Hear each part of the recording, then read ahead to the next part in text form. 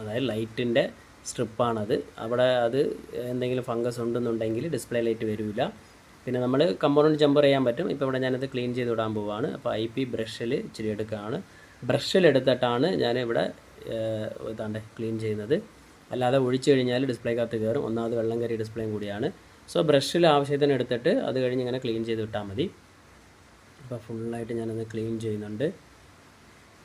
ഇവിടെ മാത്രമേ ഉള്ളൂ കേട്ടോ, ഇവിടെ മാത്രമാണ് വെള്ളം കയറിയിട്ടുള്ളത്, വേറെ എവിടെയും ഇല്ല. ഇവിടെ നമ്മൾ കീപാഡ് സെക്ഷനൊക്കെ ക്ലീൻ ചെയ്യേണ്ട കാര്യമേ ഇല്ല, കാരണം അത് ഫുൾ കവേർഡാണ്. നല്ല എന്താ പറയുക, അങ്ങനെ പൊതിഞ്ഞ് കെട്ടി വെച്ചേക്കാണ്. അതുപോലെ തന്നെ ഫസ്റ്റ് ടൈം വരുന്ന മച്ചാമാരാണെങ്കിൽ, സർവീസിൽ ഫസ്റ്റ് ടൈം ആണെങ്കിൽ വെള്ളം കയറിയ സെറ്റ് താഴെ സ്റ്റിക്കർ ഉണ്ടോ, ഈ സ്റ്റിക്കർ വൈറ്റിലാണെങ്കിൽ വെള്ളം കയറിയിട്ടില്ല, ചുമപ്പ് അടിച്ചിട്ടുണ്ടെങ്കിൽ വെള്ളം, അതായത് ഈർപ്പം അടിച്ചാലും അത് ചുമപ്പാവും.